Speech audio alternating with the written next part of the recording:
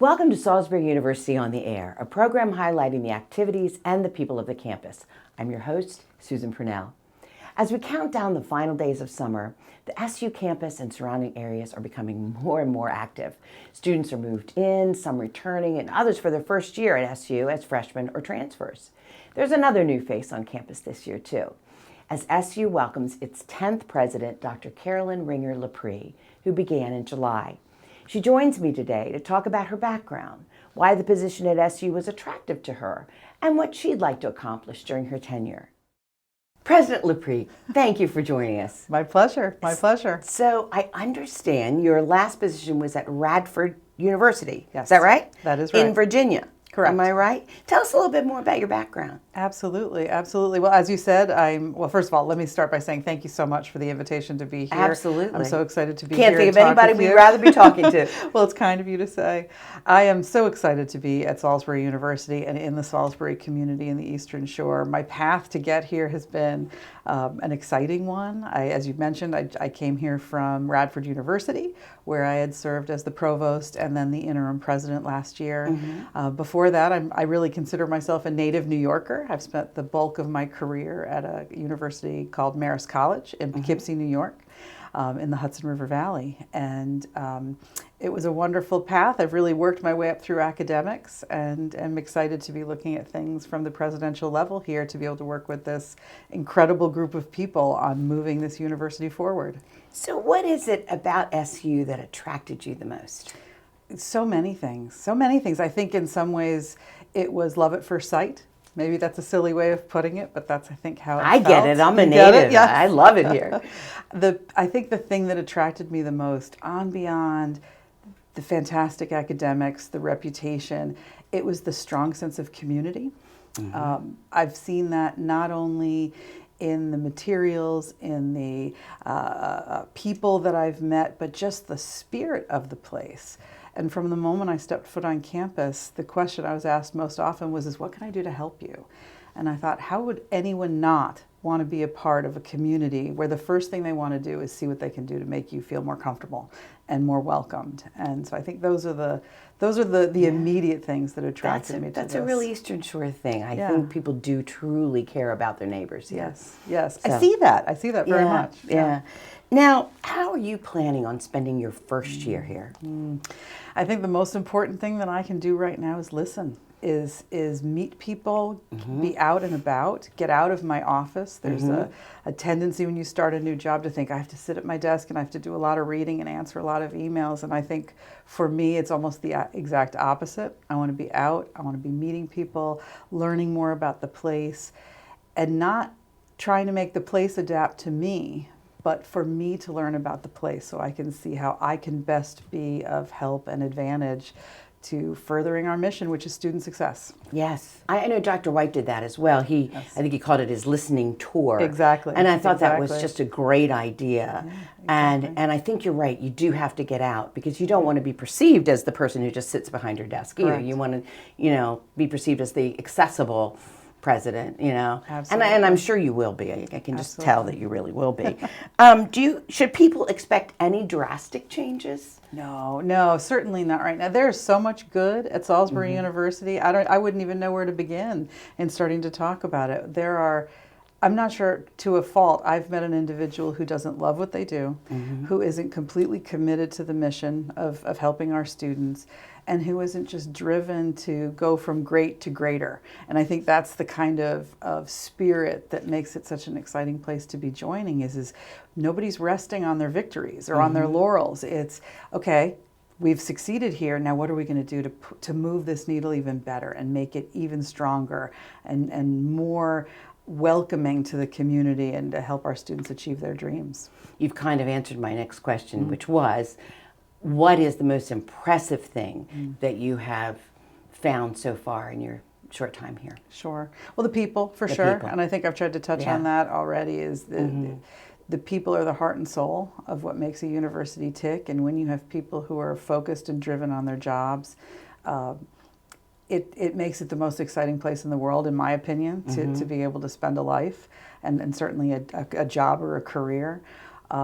But look at our students, the accomplishments of our students. And I would hate to finish this interview and not have said, pay attention to Salisbury University students. These are kids who are going to change the world, and they're not kids. I have 19-year-old twins, so I feel like I can call them kids because my children are that age. Oh, they're twins. They are. I didn't realize that. They are.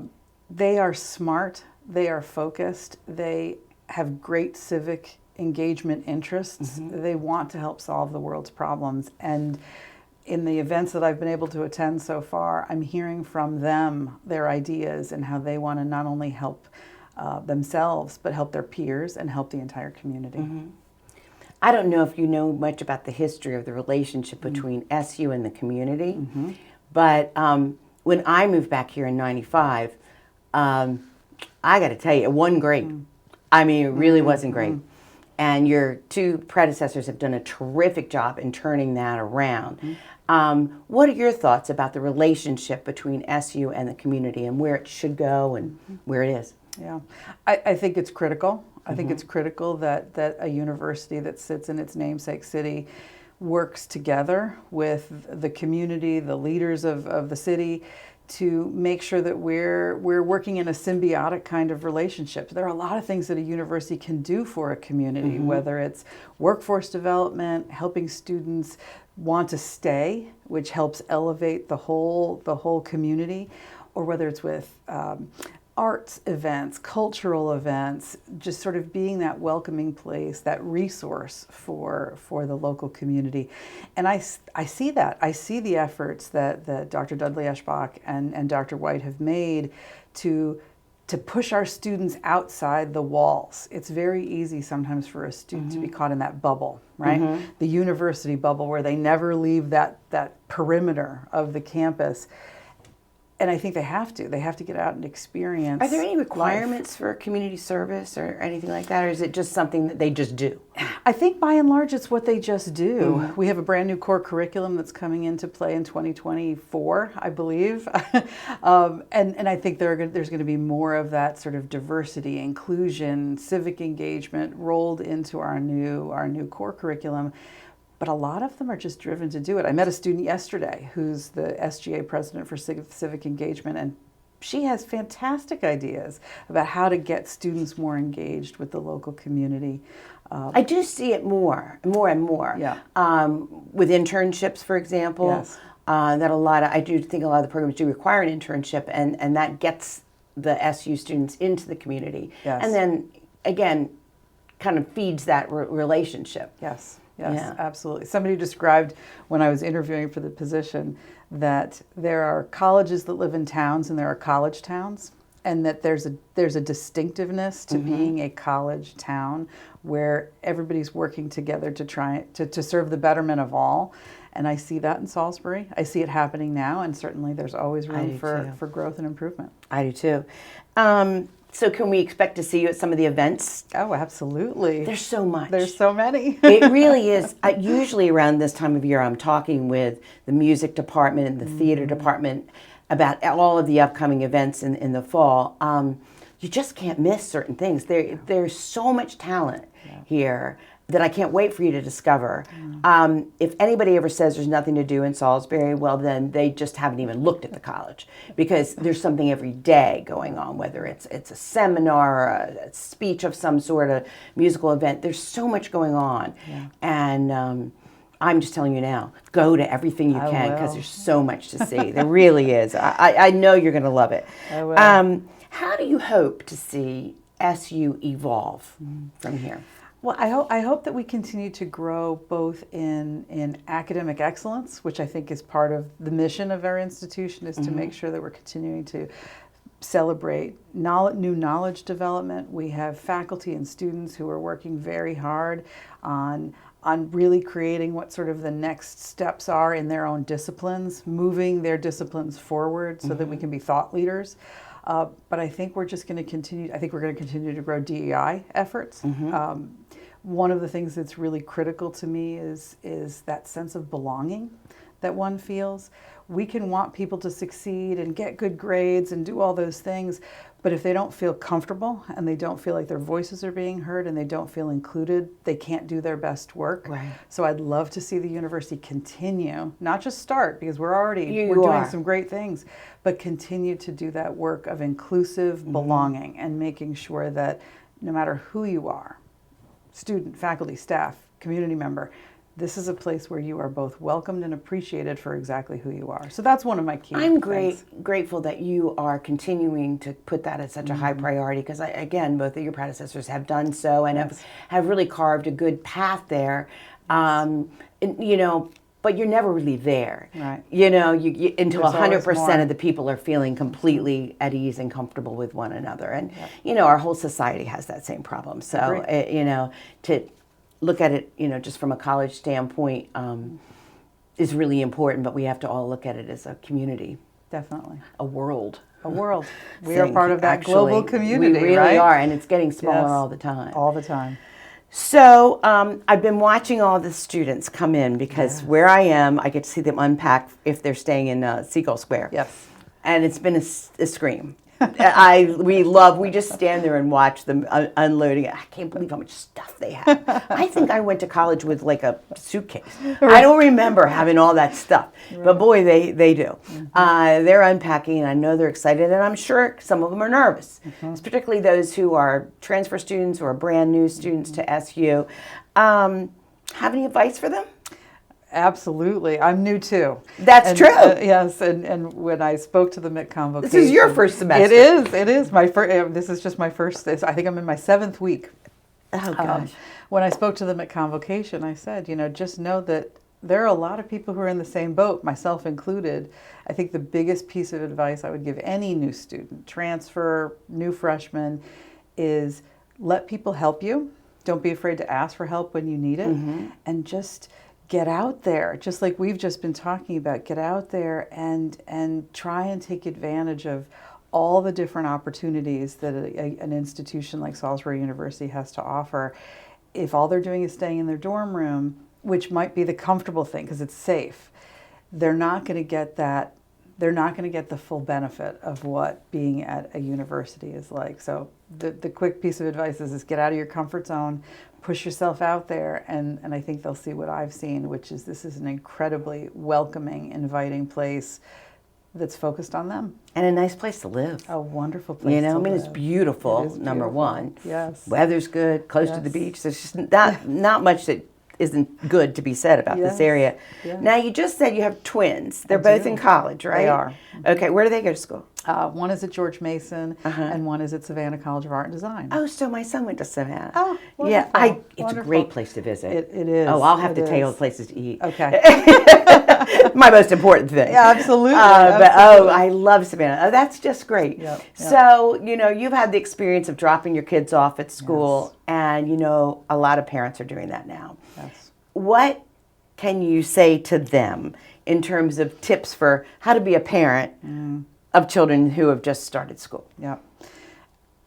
It's hard. I know it's hard. And I think actually there's maybe a genuineness to when I was meeting some of the parents on move-in day to be able to say, I actually do understand how you're feeling. And it's this crazy mix of pride and excitement and just, oh, I'm leaving my most precious baby. thing, yes, with somebody else. And I hope that there's someone here who will care for them like I do.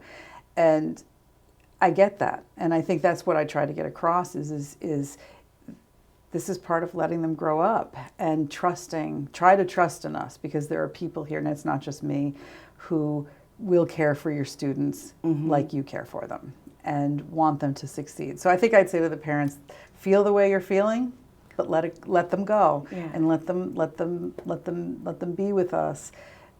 Sometimes you have to let them fall down a little bit. And that's also very hard to do. And I know this as a parent myself. Sometimes my first instinct is, I could fix this. I can swoop in and fix this. But this is a safe place to fail and to have that moment where it's like, okay, how do I pick myself back up? Because that's how they become more independent. And that's what we all want, is I have to tell you, independent kids. I guess I was a little sheltered when I went to Gettysburg, and my parents dropped me off, and apparently I wasn't there. I never saw my dad cry, but apparently he pulled away, Oh. and he pulled into a parking lot, and he said to my mother, "You got to drive. I can't drive." Mm-hmm. And Mom said she'd never seen him like that. It was just, I was the oldest, so you know, it was the first. Yep. Leaving of the nest, Yep. and he just, it was just so emotional. Yeah. I mean, he got over it, but I remember I had like a stomach ache, maybe say 2 months in. Yeah. He comes up for the weekend with my doctor. Of course. With my doctor to see if I'm okay. Oh. I mean, you know, he was just so afraid that I wouldn't be taken care of in the way that, and you know The way what? that he would. There were perfectly fine doctors on campus that could have taken care of me. Yep. But so, you know, you do have to just kind of let go. Yep. And It's hard. they didn't want to. Hard. My No, dad didn't want to, know so it. I get I know it. It is. Wow. Yes. And I think you're right. The parents of the students who are the oldest, and it's their first Yeah. to drop off. I think that this sort of okay, I've done all the right things. I've tried to create but this. it's losing control yes. too. Oh, You know, yes, what do you yes, mean? yes. Because I find, you know, once I finally did put my son at Savannah, I remember I went after that down to with my mom down to Disney World, and Okay. every day I kept expecting him to call, and he wouldn't call. And I would call him and leave messages, and he didn't get back to me. You know, till something went wrong. Yep. Then I heard from I was him. going to say it's a good sign when they don't call you all the time. That's It's a right. good sign. It's Yes. really good if they're not calling you. But you Yes, know, we yes. had a little issue early on, but Savannah handled it perfectly. Good. And it all worked out great. And you're gonna Good. you know, it's great Yeah. to visit Yep. there. It is. Yeah. It is. Yeah. Yes. Yes. Well, I really appreciate your being here with us My today, pleasure. and My pleasure. being able to introduce the people in the community to you. Absolutely. I'm And happy to be I here. wish you all the best in Thank your you. year ahead. Thank you. Mhm. We're going to do it together. Well, This is that's the it. start It's of a community thing. Of a community thing. Absolutely. Exactly. Thanks you for the again, Dr. invitation. Dupree. SU recently welcomed one of its largest and most diverse first-year classes. Let's take a look at their recent move-in experience at Salisbury University.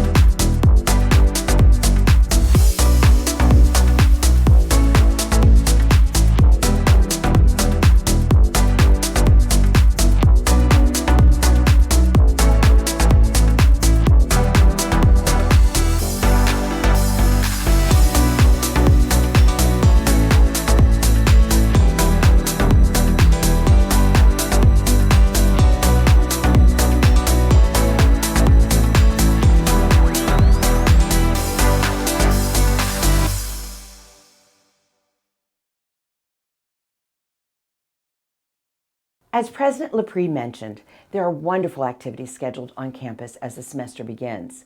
Let's take a look at what's happening this month.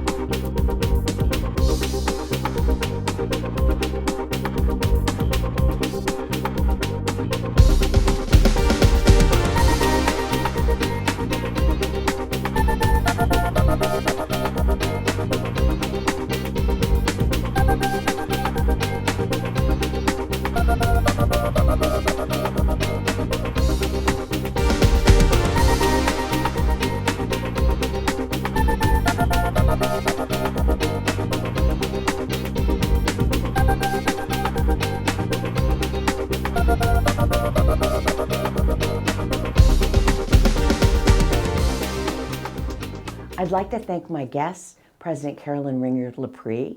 I'm Susan Purnell, and this has been Salisbury University on the Air. Thank you for watching, and here's another look at what's happening on the campus this month.